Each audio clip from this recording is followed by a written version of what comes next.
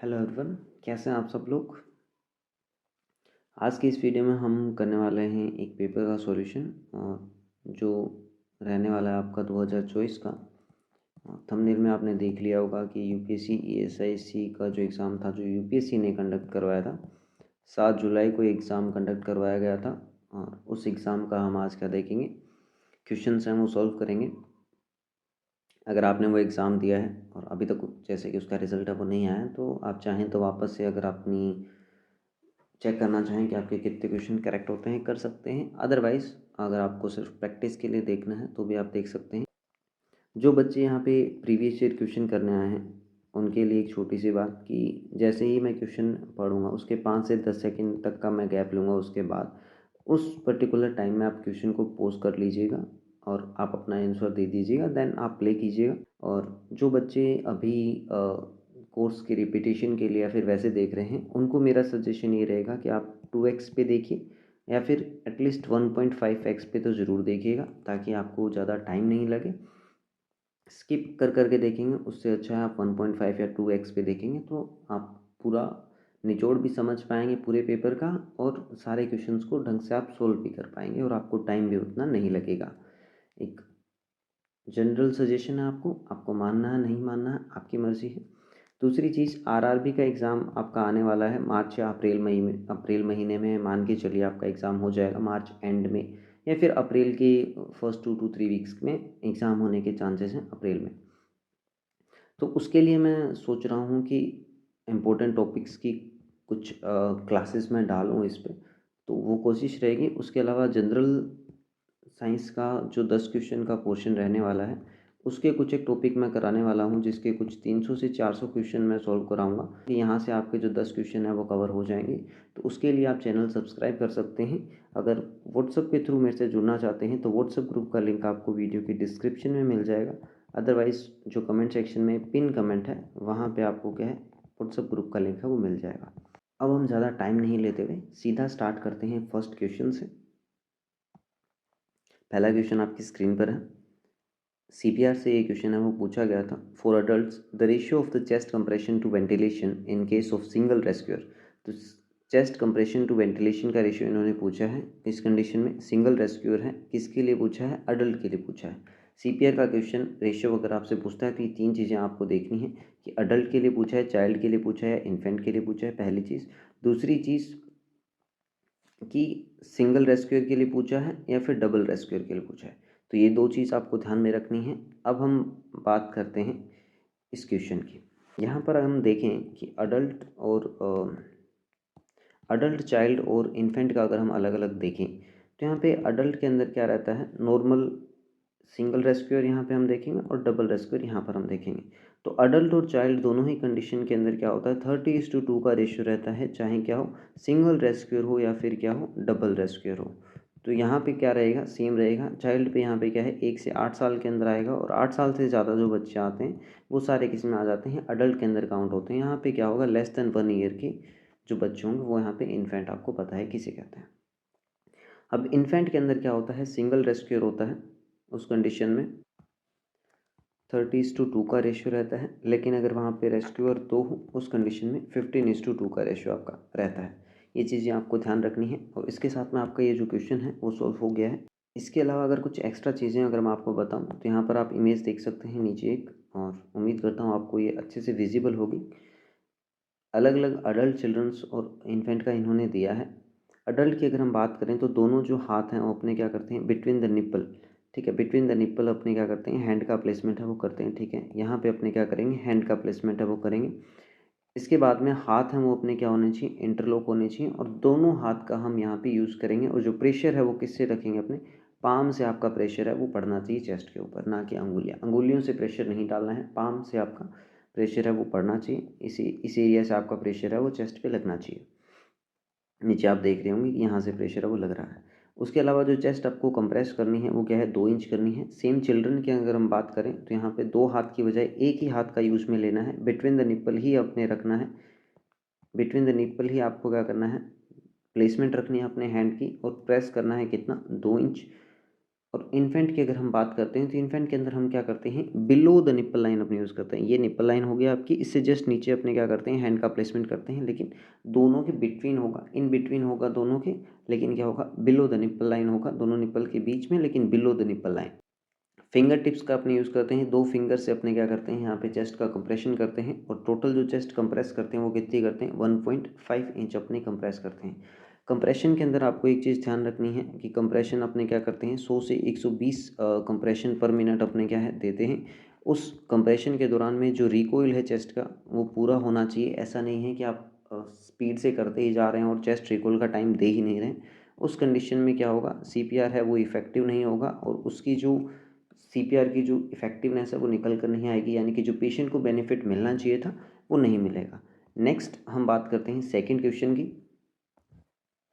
Second question आप screen पर देख पा रहे हैं, wound caused by an injury with blunt object leading. यहाँ पे क्वेश्चन पढ़ते हुए आपको हमेशा एक चीज़ ध्यान रखनी है कि जैसे ही आपको लगे कि ये टॉपिक कुछ अलग हट के यहाँ पे क्वेश्चन के अंदर ऐड किया गया है, या फिर जो शब्द क्वेश्चन को क्या कर देते हैं, अलग टाइप का क्वेश्चन बना देते हैं, आंसर चेंज कर देते हैं, वो चीज़ें आपको हमेशा ध्यान रखनी है। यहाँ पे इंजरी हुई है पेशेंट को, किससे हुई है, ब्लंट ऑब्जेक्ट से हुई है। इसके बाद में इस ऑब्जेक्ट से हिट करने के बाद में हो क्या रहा है, यहाँ पे सॉफ्ट टिश्यूज़ की क्या हो रही है, टीयरिंग हो रही है यहाँ पे, ठीक है। तो ये 2 चीज़ें इन्होंने यहाँ पे मेंशन की हैं, और उसी से अपना है आंसर है वो निकल कर आएगा। अब अगर हम बात करें वन बाय वन ऑप्शंस की, फर्स्ट अगर हम बात करें इंसिजन की, तो इंसिजन के अंदर क्या होता है, कट लगाते हैं, जैसे अपने सर्जरी के दौरान जब कट लगाते हैं, जो इंटेंशनली किया जाता है, ठीक है, इंटेंशनली होता है इंसिजन जो लगता है वो क्या होता है, इंटेंशनली होता है, सर्जरी के दौरान अपने यूज़ करते हैं नॉर्मली ब्लेड वगैरह से। इसके बाद में पंक्चर, पंक्चर की अगर हम बात करें तो पंक्चर क्या होता है, कोई भी जो शार्प ऑब्जेक्ट हो गया, जैसे नीडल हो गया, ठीक है, जो क्या है नुकीला होता है, शार्प ऑब्जेक्ट नुकीला आगे से, उससे अगर हम क्या करते हैं, चुभने वाले जो ऑब्जेक्ट्स होते हैं, ठीक है, जो आपने जब छोटे बच्चे होते हैं तो हमें एक वो आता है ना, अ, प्रकार बोलते थे हिंदी में, तो इंग्लिश में मुझे उसका नाम याद नहीं आ रहा है। तो उससे अपने क्या रखते थे, एक पॉइंट पर रख के ऐसे एक सर्कल बन ड्रॉ करते थे ना, उसका जो तीखे वाला नुकीला वाला जो हिस्सा है उसका, वो जो आपका है वो क्या यूज़ में लिया जा सकता है, पंक्चर के लिए यूज़ में लिया जा सकता है। यहाँ से आप याद रख सकते हैं पंक्चर के लिए।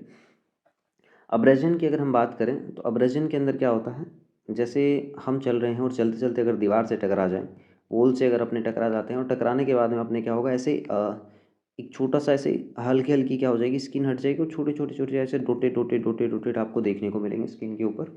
तो यह क्या होता है, डोटेड में क्या होता है, ब्लड होता है, मतलब हल्की हल्की कैपिलरीज के अंदर क्या होगा, डैमेज होगा, जिसकी वजह से थोड़ा थोड़ा ब्लड आपको देखने को मिलेगा इस पर्टिकुलर वुंड के अंदर। और लेसरेशन जो आपका होता है, तो लेसरेशन के अंदर क्या होता है, होता तो लगभग इसी टाइप से है, ब्लंट ऑब्जेक्ट से हो रहा है, लेकिन वो क्या हो रहा है, थोड़ा हार्ड हिटिंग हो रहा है, जिसकी वजह से क्या हो रहा है, सॉफ्ट टिश्यू में क्या हो रही है, टीयरिंग अगर आ जाती है, वो कंडीशन किस में चली जाती है, लेसरेशन में चली जाती है। तो यहाँ पे आपका जो करेक्ट ऑप्शन रहने वाला है वो क्या होगा, लेसरेशन आपका करेक्ट ऑप्शन रहने वाला है। इमेज बेस से अगर मैं आपको यहाँ पे बताना चाहूँ, तो फर्स्ट जो आप ऑप्शन देख रहे हैं, यहाँ पे इमेज देख रहे हैं, ये क्या है, इंसिजन की इमेज है। सेकंड यहाँ पे क्या है, पंक्चर की इमेज है, आप यहाँ पे देख सकते हैं, शार्प ऑब्जेक्ट है, सेम वही जो प्रकार टाइप वाला जो मैंने आपको बताया वही, या फिर आप नीडल से भी याद रख सकते हैं। नीडल नीडल से हम जब सैंपल वगैरह लेते हैं तो उसको भी अपने इंजेक्शन लगाते हैं, कैनुला लगाते हैं, तो अपने क्या बोलते हैं, वेनी पंक्चर बोलते हैं ना, वेनी पंक्चर। तो सेम नीडल से वेनिपंक्चर, ठीक है। और यहाँ पे आप देख सकते हैं ये जो टिश्यू है उसके अंदर क्या है, टेयरिंग आपको देखने को मिल रही है। और अब्रेजन जो मैंने बताया कि दीवार के पास से जाते हैं तो ऐसे थोड़ा सा से स्किन पे जस्ट रगड़क लग जाती है, तो हल्की सी स्किन है, थोड़ी थोड़ी थोड़ी थोड़ी थोड़ी थोड़ी कहीं पे हट जाती है, और डोटेड लाइफ स्ट्रक्चर है वो देखने को मिलती है, ये देखने को मिलता है आपका अब्रेजन के अंदर। नेक्स्ट क्वेश्चन की हम बात करते हैं, क्वेश्चन नंबर थर्ड। यहाँ पे रेंज ऑफ मोशन से रिलेटेड आपसे क्वेश्चन पूछा गया है। क्वेश्चन के अंदर इन्होंने कहा है कि मूवमेंट है एक्सट्रीमिटी का away from the mid line देखने को मिल रहा है, उस पर्टिकुलर टर्मिनोलॉजी को अपने क्या बोलेंगे, ये इन्होंने पूछा है। मूवमेंट आपका है किसका, एक्सट्रीमिटी का है, कहाँ है, away from the mid line है, away from the mid line. उम्मीद करता हूँ आपने आंसर सोच लिया होगा, और जब तक आप आंसर सोचते हैं तब तक मैं आपको एक और यहाँ पे थोड़ा सा एक्सप्लेन कर देता हूँ। फर्स्ट अगर ऑप्शन अपने देखें तो फर्स्ट ऑप्शन आपका है अडक्शन। अडक्शन में आप कह सकते हैं ऐड करना या प्लस करना या तरफ आना, या फिर ऐसे आप याद रख सकते हैं। तो टुवर्ड्स, टुवर्ड्स बॉडी के टुवर्ड्स जो मूवमेंट होता है, या फिर मिड लाइन के टुवर्ड्स जो मूवमेंट होता है, उस पर्टिकुलर मूवमेंट को अपने क्या बोलते हैं, अडक्शन बोलेंगे। और एडक्शन के अंदर बॉडी का जो एक्सट्रीमिटीज़ है उनका मूवमेंट बॉडी की तरफ होता है। डीकोर्टिकेट जो पोस्चर होता है वहाँ पे भी क्या होता है, बॉडी की तरफ अपना हाथ है वो क्या होता है, चेस्ट पे जैसे अपने रखते हैं मोड़ के, तो वो क्या हो गया एडक्शन। और अब जो डीकोर्टिकेट है वो सेम में आते हैं, और जो अबडक्शन है और जो डीसेरेब्रेट है थोड़ा डिफरेंस होता है, ऐसा नहीं है बिल्कुल सेम है, बट याद करने के तरीके से आप ऐसे याद कर सकते हैं। अबडक्शन के अंदर क्या होता है, अवे फ्रॉम मिडलाइन जाता है बॉडी से, ठीक है, बॉडी से ये क्या जाएगा, दूर जाएगा। अबडक्ट करना यानी कि ऐसा होता है ना कई बार कि बच्चों को अबडक्ट कर लिया गया, ऐसा कुछ आपने न्यूज़ सुनी होगी कई बार। तो अबडक्ट करना मतलब वो क्या कर रहे हैं, पेरेंट्स से दूर लेके जा रहे हैं, तो अवे फ्रॉम मिड लाइन किस में चला जाएगा, अबडक्शन आपका यहाँ पे राइट आंसर है वो हो जाएगा। इवर्जन और इन्वर्जन की अगर हम बात करें तो इमेज के थ्रू मैं आपको बताना चाहूँगा। यहाँ पे आप यहाँ पे इमेज देख रहे हैं इवर्जन की और इन्वर्जन की। इन्वर्जन के अंदर बॉडी के जो मूवमेंट हो रहा है पैर का, वो किसका हो रहा है, बॉडी की मिड लाइन की तरफ हो रहा है, यानी कि बीच की तरफ हो रहा है, बॉडी की तरफ हो रहा है। यहाँ पे ये जो मूवमेंट आप देख रहे हैं, यहाँ पे गैप हो रहा है और यहाँ पे ये मूवमेंट हो रहा है। इवर्जन के अंदर क्या हो रहा है, ये मूवमेंट क्या हो रहा है, बाहर की तरफ हो रहा है। तो आउटवर्ड अगर हो रहा है तो क्या होगा, एवर्जन होगा, और अंदर की तरफ मूवमेंट हो रहा है तो इनवर्ड इनवर्ड इन्वर्जन। इन मतलब अंदर, इनवर्ड, ठीक है, inward movement inversion, outward movement eversion. तो ऐसे आप याद रख सकते हैं। नेक्स्ट क्वेश्चन आपका, which one of the following breathing pattern indicates rhythm of normalities. इनमें से कौन सा ब्रीदिंग पैटर्न है जो इंडिकेट कर रहा है रिदम ऑफ नॉर्मलिटीज़ को। अब नॉर्मल सी बात है कि ऑप्शन आपको 4 दिए गए हैं, जल्दी से आप ऑप्शन देख लीजिए। डिस्निया, चाइल्ड Stokes breathing, bradypnoea and hyperventilation. तो यहाँ पर वन बाय वन अगर हम बात करें तो फर्स्ट आपका ऑप्शन क्या है, हाइपर वेंटिलेशन। हाइपर वेंटिलेशन के अंदर क्या होता है, rapid deep breathing of respiration है वो देखने को मिलता है, रैपिड एंड डीप रेस्पिरेशन। और इसमें डीप और रैपिड के साथ में क्या होगा, इरेगुलर रेस्पिरेशन है वो देखने को मिलता है, इरेगुलर रिदम के अंदर रेस्पिरेशन होता है। तो यहाँ पे इन्होंने क्वेश्चन के अंदर आपसे क्या पूछा है, रिदमिक पूछा है, रिदमिक अबनॉर्मलिटी पूछी है, ये इरेगुलर हो गया, तो यहाँ पे आपका ये ऑप्शन है वो हट जाता है। उसके बाद में अगर हम ब्रेडीपीनिया की अगर बात करें तो ब्रेडीपीनिया के अंदर क्या होता है, less than 12 breath per minute अगर देखने को मिलती है उस कंडीशन को अपने क्या बोलते हैं, ब्रेडीपीनिया बोलते हैं। नेक्स्ट आपका ऑप्शन आता है चाइन स्टोक ब्रीथिंग। चाइन स्टोक ब्रीथिंग के अंदर क्या होता है, दोनों ही चीज़ें देखने को मिलती है, इंक्रीज भी होता है ब्रीथिंग के अंदर और डिक्रीज भी होता है, लेकिन ये दोनों ही क्या होते हैं, ग्रेजुअल होता है, ठीक है, ना तो ऐसे फटाफट ऊपर नीचे से। इरेगुलरिटीज़ यहाँ पे नहीं देखने को मिलती हैं। रिदमिक यहाँ पे क्या होता है, ग्रेजुअल डिक्रीज और इंक्रीज है वो देखने को मिलता है रेस्पिरेशन के अंदर, जिसको अपने क्या बोल सकते हैं, रिदमिक रेस्पिरेशन देखने को मिलता है। प्लस में इसके अंदर क्या होता है, पीरियड ऑफ एपनिया है वो देखने को मिलता है। नेक्स्ट आपका जो ऑप्शन बचता है वो है डिज्निया। डिज्निया के अंदर क्या होता है, डिफिकल्टी ब्रीथिंग या फिर शॉर्टनेस ऑफ ब्रीथ भी इसको बोलते हैं। यहाँ पे पेशेंट है वो क्या है, डीप ब्रीथ नहीं ले पाते हैं, डिज्निया के अंदर डीप ब्रीथ है वो पेशेंट नहीं ले पाता है। तो यहाँ पे आपका जो करेक्ट ऑप्शन निकल के आता है वो क्या होगा, चाइन स्टोक रेस्पिरेशन होगा। नेक्स्ट क्वेश्चन, कम्युनिटी से क्वेश्चन है वो लिया गया है, प्रिवेंशन से रिलेटेड क्वेश्चन है, और प्रिवेंशन के अंदर इन्होंने पूछा है कि विच one of the following level of illness prevention includes action and measures that inhibits the emergence of risk factors. ठीक है, तो रिस्क फैक्टर को इनहिबिट करने के लिए जो एक्शन और मेजर्स यूज में लिए जाते हैं वो कौन से लेवल ऑफ प्रिवेंशन के अंदर आते हैं। सिंपल सा क्वेश्चन है। यहाँ पे अगर हम बात करें प्रिवेंशन की, तो प्रिवेंशन के अंदर ये 4 ही रहते हैं, प्रीमोडियल, फिर प्राइमरी आता है, फिर सेकेंडरी एंड फिर टर्सरी आता है।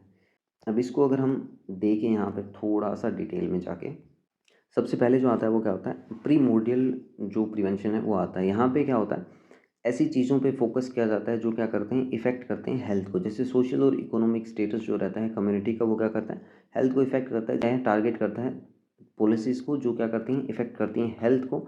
यानी कि यहाँ पे क्या है, रिस्क फैक्टर है वो बनने ही नहीं दिया जाता है, रिस्क फैक्टर को ही एलिमिनेट, यानी कि बनने से पहले ही एलिमिनेट, यानी कि मौका ही नहीं दिया जा रहा रिस्क फैक्टर बनने का। वो कंडीशन कहाँ चली जाती है, प्राइमोडियल प्रिवेंशन के अंदर आता है। सेकंड आता है प्राइमरी प्रिवेंशन। प्राइमरी प्रिवेंशन के अंदर क्या रहता है, टारगेट जो रहता है वो क्या रहता है, रिस्क फैक्टर्स जो क्या कर सकते हैं, कोज कर सकते हैं इंजरी या डिजीज़, उनको क्या है कम करना या फिर उनको ख़त्म करना। यानी रिस्क फैक्टर अगर बन रहे हैं तो उनको क्या है वहाँ पे रोकना या फिर कम करना, या फिर रिस्क फैक्टर की अगर प्रेजेंस है तो उसके लिए क्या है सेफ्टी मेजर्स यूज़ करना, या फिर जैसे सेफ्टी मेजर्स के अंदर वैक्सीनेशन हो गया, सीट बेल्ट हो गया, अगर कार है अपने पास में तो रिस्क फैक्टर है ना कि वहाँ पे एक्सीडेंट हो सकता है, तो उस एक्सीडेंट के प्रिवेंशन के लिए अपने सीट बेल्ट है या फिर सेफ्टी बेल्ट है उसका अपने यूज़ में लेते हैं। नेक्स्ट हम बात करते हैं सेकेंडरी प्रिवेंशन की। सेकेंडरी प्रिवेंशन के अंदर अपने क्या करते हैं, प्रिवेंट करते हैं इंजरी या डिजीज़।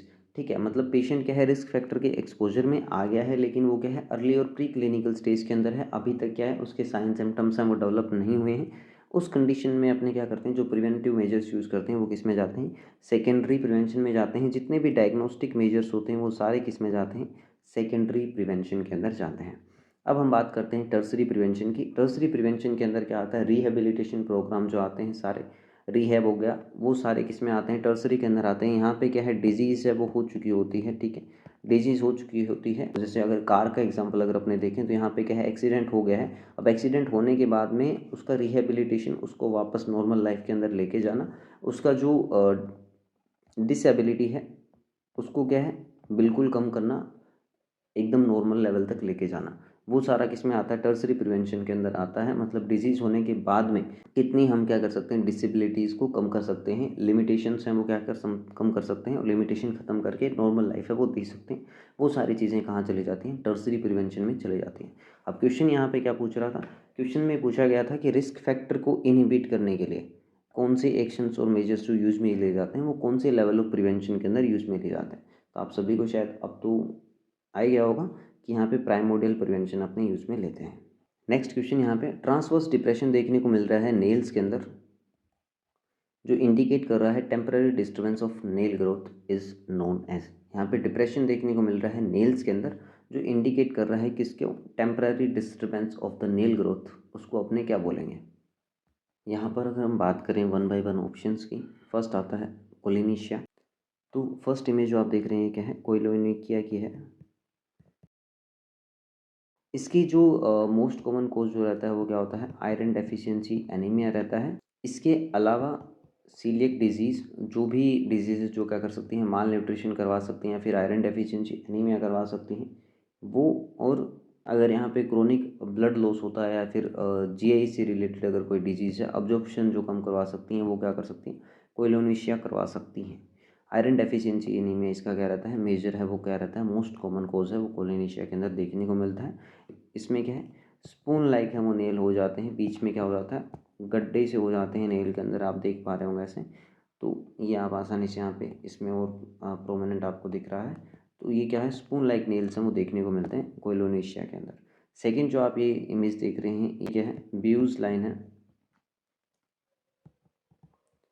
और ये जो लाइन है आपकी, ये देखने को मिलती हैं ट्रोमा की वजह से या फिर कोई सीवियर इलनेस है उस कंडीशंस के अंदर देखने को मिलती हैं, या फिर जो प्रोटीन डेफिशिएंसी है उसमें भी ये क्या है देखने को मिल सकता है। कीमोथेरेपी और रेनॉल्ड्स डिजीज़ के अंदर ब्यूज लाइन है वो देखने को मिलती हैं। नेक्स्ट आप जो इमेज देख रहे हैं ये क्या है, पेरोनशिया की इमेज है। और पेरोनशिया के अंदर ये क्या होता है, यहाँ पे क्या होता है, बैक्टीरियल इन्फेक्शन है वो देखने को मिलता है। बैक्टीरियल इन्फेक्शन की वजह से ये क्या रहता है, मोस्ट कॉमन बैक्टीरियल इन्फेक्शन की वजह से होता है। उसके अलावा अगर यहाँ पे आप देख रहे हैं, यहाँ पे क्या है, इस पर्टिकुलर एरिया के अंदर क्या है डैमेज हुआ जिसकी वजह से ये क्या है, इन्फेक्शन हुआ है। यहाँ पे अगर बार बार एक ही पर्टिकुलर एरिया के अंदर क्या हो, माइनर इंजरीज हों रिपीटेडली, उस कंडीशन में भी क्या हो सकता है, पेरोनशिया हो सकता है। तो ये दो मोस्ट कॉमन इसके अंदर कोज रहते हैं। अब यहाँ पे एक और ऑप्शन बचता है बीच में, जो कि है clubbing of finger. Clubbing of finger जो आपका देखने को मिलता है वो नॉर्मली क्या होता है, लंग डिजीज़ के अंदर देखने को मिल सकता है, जिसके अंदर क्या हो, गैस एक्सचेंज का क्या हो, एम्पेयरमेंट देखने को मिले, जैसे COPD हो गया। ऐसी डिजीज़ के अंदर क्या है, क्लबिंग ऑफ फिंगर है वो देखने को मिलता है। यहाँ पर जो आपका करेक्ट ऑप्शन रहने वाला है वो क्या रहेगा, ब्यूज लाइन रहेगा। नेक्स्ट क्वेश्चन आपका स्क्रीन पे है, which one of the following adventitious breath sounds on auscultation. मतलब इनमें से कौन सा अबनॉर्मल ब्रीथ साउंड है जो अस्कल्टेशन पे देखने को मिलता है। चार ऑप्शन यहाँ पे दिए गए हैं, क्रैकल, सोनचाई, वीजन, प्लूरल, फ्रिक्शन, रब।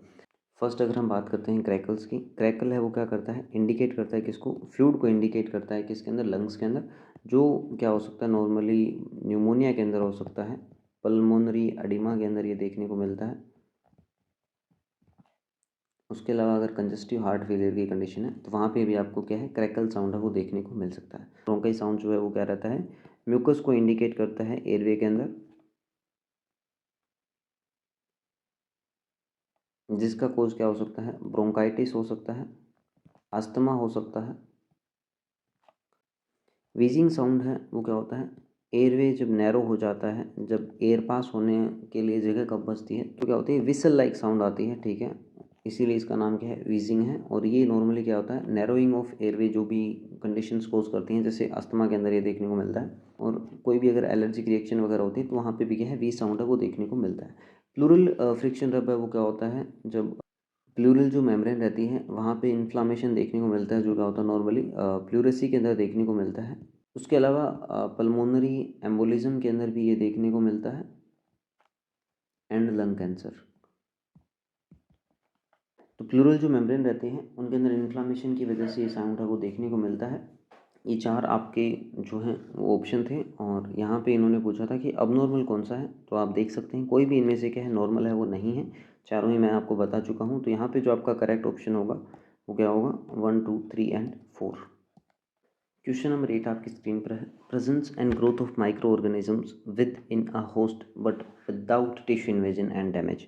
मतलब माइक्रो ऑर्गेनिज्म तो है बॉडी के अंदर, लेकिन ना तो इन्होंने क्या किया है, होस्ट के टिश्यूज़ को कोई डैमेज किया है या फिर इन्वेजन किया है, तो उस पर्टिकुलर कंडीशन को अपने क्या बोलेंगे, या फिर टर्मिनोलॉजी को क्या बोलते हैं।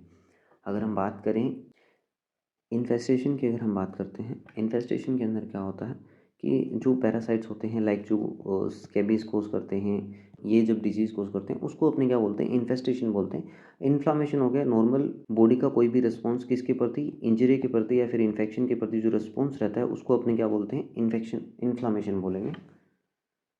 और इन्फेक्शन है वो क्या होगा, कोई भी बैक्टीरियल इन्फेक्शन हो सकता है, वायरल हो सकता है, जहाँ पे क्या होता है वो टिश्यू को डैमेज भी करते हैं और टिश्यू इन्वेजन भी देखने को मिलता है बैक्टीरियल इन्फेक्शन और वायरल इन्फेक्शन के अंदर। एग्जांपल की अगर बात करें तो HIV के अंदर CD4 सेल के अंदर क्या देखने को मिलता है, इन्वेजन देखने को मिलता है, वो डैमेज करते हैं CD4 सेल को। तो यहाँ पे एक ही ऑप्शन है जो आपका बचता है, जो क्या है, कोलोनाइजेशन। कोलोनाइजेशन की अगर हम बात करें तो कोलोनाइजेशन के अंदर क्या होता है कि बॉडी के अंदर जैसे इंटेस्टाइन के अंदर क्या होते हैं, बैक्टीरिया होते हैं इंटेस्टाइन में। इंटेस्टाइन में जो बैक्टीरिया होते हैं वो क्या करते हैं, ग्रोथ करते हैं, और वो क्या करते हैं, हेल्प करते हैं किसके अंदर, बॉडी के अंदर, किस में, अब्जॉर्प्शन वगैरह में हेल्प करते हैं, डाइजेशन में हेल्प करते हैं, उन सब कंडीशंस के अंदर हेल्प करते हैं। तो वहाँ पे वो क्या नहीं करते हैं, टिश्यू इन्वेजन नहीं करते हैं, और क्या करते हैं, कोई डैमेज भी नहीं करते हैं बॉडी को, लेकिन स्टिल क्या होते हैं, माइक्रो ऑर्गेनिज्म होते हैं और बॉडी के अंदर ये अपनी क्या करते हैं, ग्रोथ करते हैं। ह्यूमन इनके लिए क्या होता है, एज अ होस्ट होता है, लेकिन स्टिल ये क्या करते हैं, कोई भी डैमेज वगैरह नहीं पहुँचाते हैं। तो राइट आंसर आपका क्या रहेगा, कोलोनाइजेशन रहेगा। नेक्स्ट आपका जो क्वेश्चन है, which of the following biomedical wastes should be discarded in yellow colour waste bin. बहुत ही ईजी क्वेश्चन है, और यहाँ पे 5 ऑप्शन दिए गए हैं, जिनमें से 1, 2, 1, 4, 2, 3 एंड 3, 5। यहाँ पे जो भी ऑप्शन आपको लगे वो सही होगा। ह्यूमन एनाटॉमिकल वेस्ट आप सभी को पता होगा, येलो में ही डालते हैं। क्यूरो बैग हम किस में डालते हैं, रेड में डालते हैं। नीडल्स कहाँ जाती हैं, वाइट में जाती हैं। सॉइल्ड प्लास्टर कास्ट कहाँ जाता है, येलो में जाता है। ग्लास स्लाइड्स कहाँ जाती हैं, ब्लू में जाती हैं। तो यहाँ पे आपको आइडिया लग गया होगा कि जो करेक्ट आंसर है वो क्या होगा, यहाँ पे 1 और 4, यानी कि बी जो ऑप्शन है वो आपका क्या रहने वाला है, करेक्ट ऑप्शन रहने वाला है। नेक्स्ट क्वेश्चन की तरफ चलते हैं। स्लीप वॉकिंग और एन्यूरेसिस जो देखने को मिलता है, which stage of sleep cycle, कौन सी स्लीप साइकिल की कौन सी स्टेज के अंदर यहाँ पे क्या देखने को मिलता है, स्लीप वॉकिंग और एन्यूरेसिस देखने को मिलता है। फर्स्ट जो आपका ऑप्शन है, rapid eye moment sleep, non rapid eye moment sleep, sleep stage first, stage second and stage fourth. तो 4 ऑप्शन आपके पास में हैं। अगर हम बात करें एक एक ऑप्शन की, फर्स्ट अगर हम बात करें तो ये जो फर्स्ट ऑप्शन आपका है ये इंडिकेट करता है स्टेज 5 को। रैपिड आई मोमेंट स्लीप है वो कौन सी स्टेज में देखने को मिलती है, स्टेज 5 में देखने को मिलती है। बात करें अगर स्टेज 1 से लेके अगर हम बात करते हैं तो स्टेज 1 के अंदर क्या होता है, यहाँ पे जो पेशेंट है वो क्या रहता है, ड्राउजी रहता है, जिसके अंदर पेशेंट के अंदर क्या होता है, ये जो देखने को मिलता है ये क्या होता है, फर्स्ट 5 to 10 मिनट्स जो होती है स्लीप साइकिल की, उसमें ये देखने को मिलता है। और यहाँ पे क्या होता है, वह आधा जगह रहता है, मतलब ऐसा होता है ना कि हल्की हल्की नींद आ रही होती है, बीच में जो आसपास बोल रहे हैं वो भी क्या है यहाँ पे सुनता है। और यहाँ पे क्या रहता है, ब्रेन जो रहता है वो कौन सी वेव देता है, थीटा वेव है वो ब्रेन प्रोड्यूस करता है इस पर्टिकुलर स्टेज के अंदर। स्टेज सेकंड की अगर हम बात करते हैं, स्टेज सेकंड जो आपकी है वो क्या रहती है, लाइट स्लीप के अंदर जाती है, और लाइट स्लीप जो आपकी रहती है वो क्या रहती है, लगभग 20 मिनट। और उसके बाद में यहाँ पे ब्रेन है वो क्या करता है, स्टार्ट करता है प्रोड्यूस करना रिदमिक, क्या करता है यहाँ पे ब्रेन वेव देता है जिसको अपने क्या बोलते हैं, स्लीप स्पिंडल्स। यहाँ पे जो स्टेज सेकंड है वहाँ पे बॉडी का जो टेम्परेचर है वो क्या होने लग जाता है, डिक्रीज होने लग जाता है, और हार्ट रेट है वो भी क्या हो जाती है, डिक्रीज होने लग जाती है, यानी कि स्लो होने लग जाती है हार्ट रेट भी। तो ये देखने को मिलता है स्टेज सेकंड के अंदर। स्टेज थर्ड की अगर हम बात करें, यहाँ पे जो पर्सन है वो क्या होता है, मॉडरेट स्लीप के अंदर होता है, और यहाँ पे जो ब्रेन है वो क्या करता है, प्रोड्यूस करता है डेल्टा वेव्स जो क्या होती हैं, ज़्यादा डीप होती हैं और स्लोअर होती हैं। मतलब यहाँ पे क्या है, जो पर्सन है उसको क्या है, अच्छी खासी नींद है वो आ जाती है। स्टेज फोर की अगर हम बात करें तो इसको क्या बोलते हैं, डीप स्लीप भी बोलते हैं स्टेज फोर को। स्टेज फोर जो आपकी रहती है वो क्या रहती है, लगभग 30 मिनट की ये स्टेज फोर रहती है, डीप स्लीप 30 मिनट की आपकी रहती है। और अगर यहाँ पे कोई पर्सन है वो क्या है, स्लीप वॉकिंग करता है रात को, तो वो क्या होता है, इसी स्टेज के एंड स्टेज, यानी कि 30 मिनट लगभग जब हो जाएंगे उस पर्टिकुलर कंडीशन में ये क्या है, पेशेंट पर्सन है वो क्या कर सकता है, स्लीप वॉकिंग कर सकता है। या फिर अगर एन्यूरिसिस की अगर हम बात करें तो वो क्या है, इसी स्टेज में देखने को मिलती है। अब इसके बाद में नेक्स्ट आता है स्टेज 5, जिसको अपने क्या बोलते हैं, rapid eye movement sleep, rapid eye movement sleep. और इस पर्टिकुलर स्टेज के अंदर क्या होती हैं, जो मसल्स होती हैं वो क्या हो जाती हैं, बिल्कुल रिलैक्स हो जाती हैं। लेकिन जो ब्रेन सिस्टम है वो यहाँ पे क्या रहता है, ब्रेन है वो यहाँ पे क्या होता है, ज़्यादा एक्टिव रहता है। मसल बिल्कुल रिलैक्स रहती हैं लेकिन ब्रेन यहाँ पे एक्टिव रहता है। ड्रीमिंग्स जो देखने को मिलती हैं, ड्रीम ड्रीम जो आपको देखने को मिलते हैं वो क्या होते हैं, स्टेज फिफ्थ के अंदर आपको देखने को मिलते हैं। वो इसलिए होते हैं क्योंकि ब्रेन तो यहाँ पे क्या है, ज़्यादा एक्टिव हो गया और मसल यहाँ पे क्या हो गई हैं, रिलैक्स हो गई हैं। और स्पेशली कौन सी वॉलेंट्री मसल जो होती हैं वो क्या होती हैं, रिलैक्स हो जाती हैं। इसकी वजह से यहाँ पे क्या है, ड्रीम्स देखने को मिलते हैं रैपिड आई मूवमेंट स्लीप के अंदर। ये थी 5 स्टेजेस। और यहाँ पे इन्होंने क्या पूछा है, स्लीप वॉकिंग और एन्यूरेसिस यहाँ पे इन्होंने पूछा है। तो यहाँ पे जो करेक्ट ऑप्शन आपका रहने वाला है वो कौन सा रहने वाला है, यस, स्लीप स्टेज फोर्थ आपका यहाँ पे क्या है, करेक्ट ऑप्शन रहने वाला है। नेक्स्ट क्वेश्चन हम करेंगे अगले सेक्शन में, जो होगा क्वेश्चन नंबर 11। और ऐसे ही 10-10 क्वेश्चन के सेक्शन हम रखने वाले हैं। अगर बिल्कुल इजी क्वेश्चन आते हैं तो 20, वरना 10, लगभग 30 मिनट का वीडियो मैं डालने वाला हूँ। तो मैं मिलता हूँ आपको नेक्स्ट वीडियो में, तब तक के लिए बाय बाय, टेक केयर। और व्हाट्सअप ग्रुप का लिंक नीचे डिस्क्रिप्शन में है, आप ज्वाइन कर सकते हैं।